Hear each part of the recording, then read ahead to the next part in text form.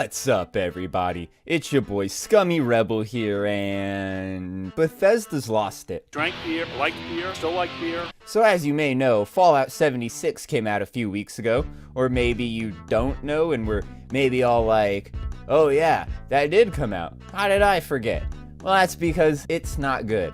In fact, you may say that it's bad. Now on Metacritic, it's getting about a 59, I think, on PlayStation by critics, with like a 2.9 by users.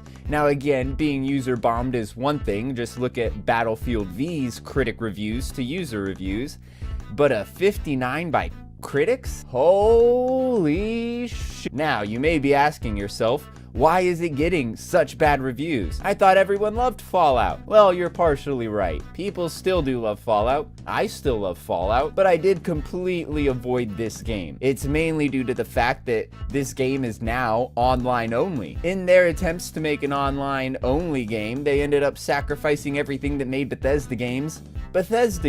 They ended up completely getting rid of NPCs in the game.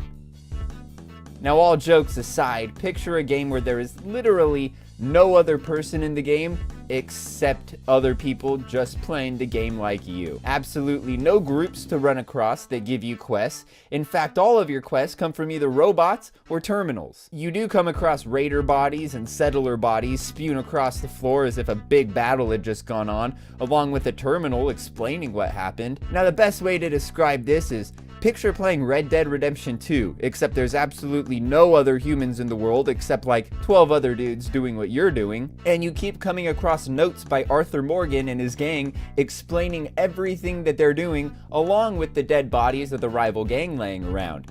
And that's the game. You never see any of the action. Yeah, that makes about as much sense as what they're doing here in Fallout. So the fact that Fallout ditched everything that their single-player players loved about the series is one of the reasons the game is doing so bad. But what's the other? Well, Bethesda, or Bugthesda, basically used the same engine that they used in Fallout 4. Now, they did update the engine with better lighting and textures, just as they did before from Skyrim to Fallout 4, So it's the same engine basically. Well, what does that mean? Well, it means that it may look nicer along with other minute improvements, and when you give an engine more to do with lighting and textures, it ends up running slower. So all of the bugs and issues that Fallout 4 had are still here in Fallout 76, but worse. Much, much worse. So, because they released an online-only multiplayer game that nobody wanted that was full of more bugs than all of their other titles combined, game sales are down about 80% from Fallout 4. Couldn't possibly get much worse for Bethesda, huh? Well, Todd Howard? Came out recently and said that Starfield's engine would see many improvements upon Fallout 76 engine, and that Elder Scrolls 6 would see many, many improvements on top of that. So he basically said, we know the engine sucks, but we're just gonna keep overburdening it and re-releasing it to you guys. Makes absolutely no sense, right?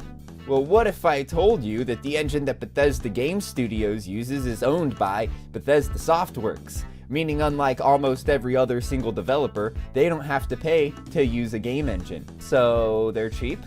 Now, personally, I was super excited for Starfield's official review. However, now that I know that the game may be more bug-ridden than a Bob Marley dreadlock, it's got me a slight bit worried.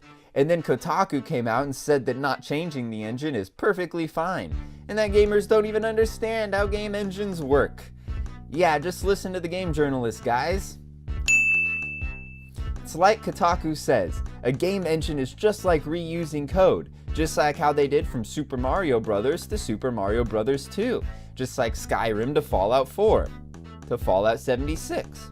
However, once Nintendo made Super Mario 64, I doubt any coding from the original Super Mario Bros. Made its way onto the new game. So if Bethesda wants to break away from the proverbial 2D side-scroller into a 3D world, would they not need to change the engine? Leave it up to Kotaku to delegitimize their own article. So, is the engine a huge deal?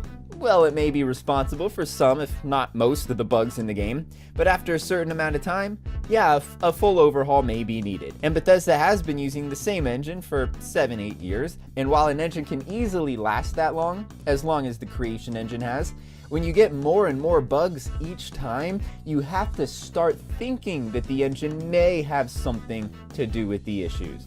And many people out there do think the same thing, hence why this is such an issue. But this is minuscule in comparison to what Bethesda just did, and then what they did after that. So, quick interlude, Bethesda didn't put their game on Steam, the computer purchasing thing, so it had absolutely no return policy once you downloaded the game. It's yours. Many suspect that's why they didn't put it on Steam, so they could avoid returns altogether. Pretty shady. And that leads me to the kicker, folks.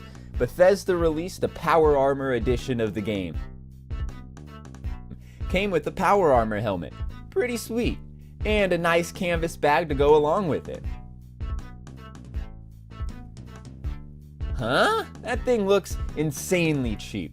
Well, I'm sure they at least let their customers know about the change and didn't pull any sort of false advertising thing. Bethesda originally advertised the Canvas West Tech duffel bag as one of the items that would come with the $200 Power Armor edition of Fallout 76, but fans were surprised by the quality of the item that ended up shipping with the final product. Basically, people who bought the collector's edition were given a cheap nylon bag to house the Power Armor helmet that doesn't match the product description or the image of a West Tech canvas carrying bag. An individual wrote on Reddit, "In the product listing to this day, it says it's a canvas bag and it even looks completely different to what was the..." Oh, shit. Well, I'm sure they have a good reason for doing this. Players are also reporting that company response to this switcheroo has been less than friendly. "We are sorry that you aren't happy with the bag," Bethesda support reportedly told another fan. "The bag shown in the media was a prototype and was too expensive to make. We reached out to Bethesda for comment. We're investigating the response from Bethesda Gear store support team, and we apologize to the customer who took the time to reach out. The support response was incorrect and not in accordance with our conduct policy. Unfortunately, due to unavailability of materials, we had to switch to a nylon carrying case in the Fallout 76 Power Armor edition. We hope this doesn't prevent anyone from enjoying what we feel is one of our best collector's editions." Oh shit. Too cheap to spring for the canvas material, huh? Had to go with the nylon. I'm sure none of the $200 price tag for that bundle would have helped. So they went with cheap material. And then they got called out. And not only did they basically say that they weren't going to do anything about it, at first, well, they did end up tweeting that they're going to give anyone who bought the collector's edition compensation in the form of 500 atoms for their online store. That's like what, $500? Oh wait, $50? No, it can't be $5. Bethesda wouldn't commit false advertising, say they aren't going to do anything about it, then turn around and give you $5. And not just $5, $5 worth of their digital currency that literally costs them nothing out of pocket to give you. Wouldn't even give them $20 in the online store, $50, just $5.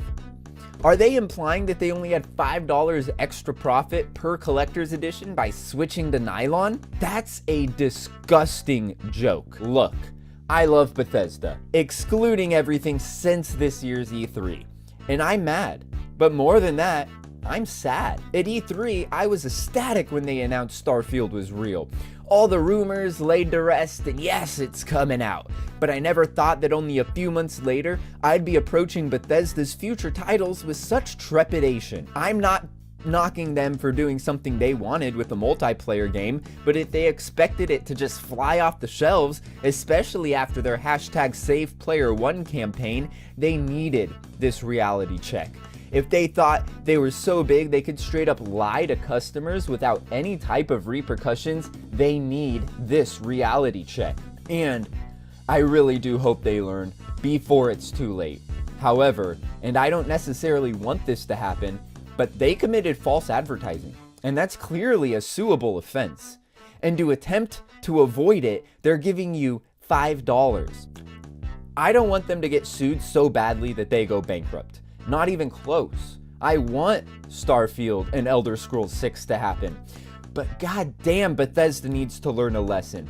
As the quintessential single-player open-world RPG developer, they really need to take a cold, hard look in the mirror.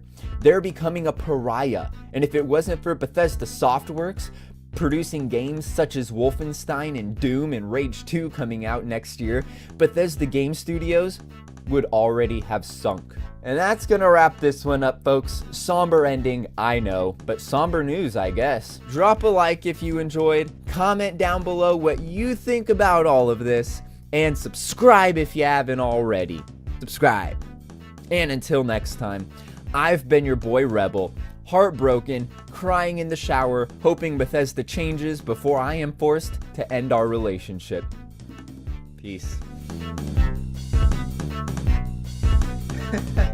$5. They commit false advertising and attempt to buy you off with $5 in their digital store. What a joke.